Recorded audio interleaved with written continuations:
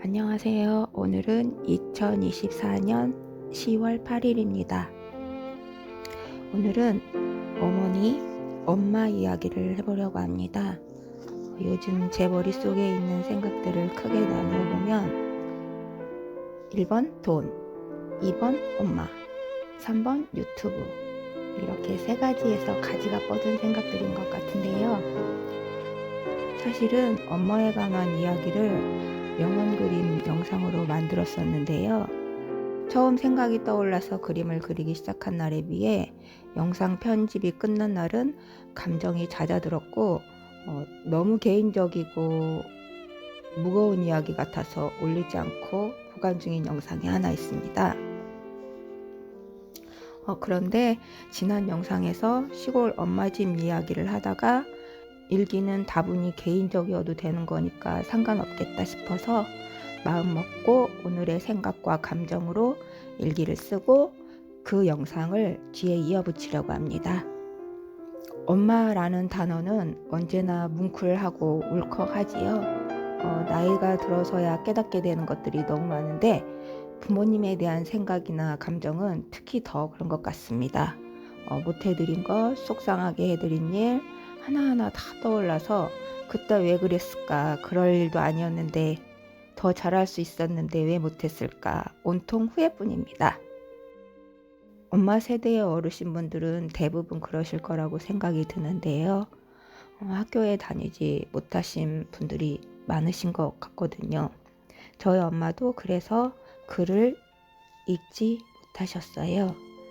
그래서 문득 든 생각에 어느 해인가 생신 선물로 노트와 연필을 드렸었는데 그 뒤로 독학을 얼마나 열심히 하셨는지 금세 혼자 잘 읽으시더라고요. 잠깐 저희 엄마 책 읽는 소리 한번 들어볼게요. 이는 길 있는 길 잃은 항아깨비 길 가르쳐 펴 주었네. 가르자요 그게? 이게 펴 아니 그 앞에 거. 이거 가리 다리야 느리 가리까 이게 뭐요?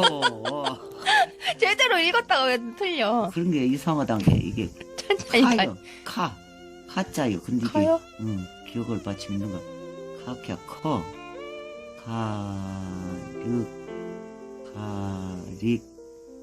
가르켜 주었네. 그치. 아니 잘하네. 가르쳐 줬네.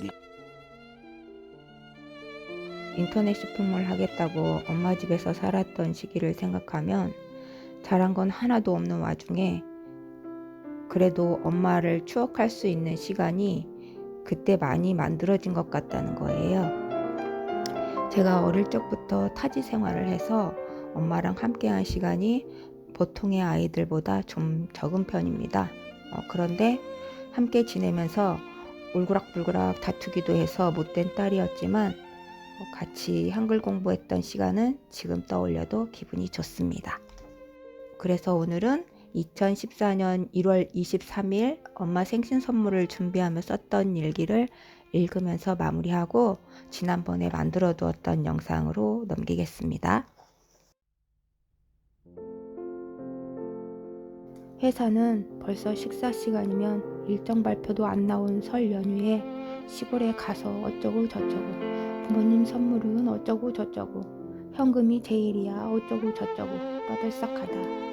그래서 생각난 엄마 생일 선물. 엄마는 이런 선물 처음이겠다.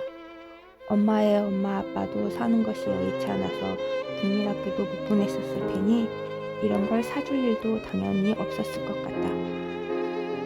지난번에 갔을 때 글쓰기 연습하시면서 글자가 어떻게 해서 만들어지는지 모르겠다고 하시는데 문득 이게 생각났다.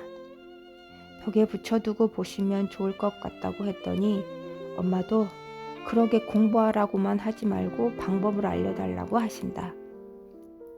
엄마도 우리한테 그러셨다고 한다. 학교에 가라고만 했지 엄마 자신이 모르니까 붙잡고 가르쳐줄 생각도 못했었다고. 생신이 설날 이틀 뒤라 평생 한 번도 제대로 생일 챙겨본 적이 없지만 그래서 굶지 않았었다고 위안 삼으시는 엄마.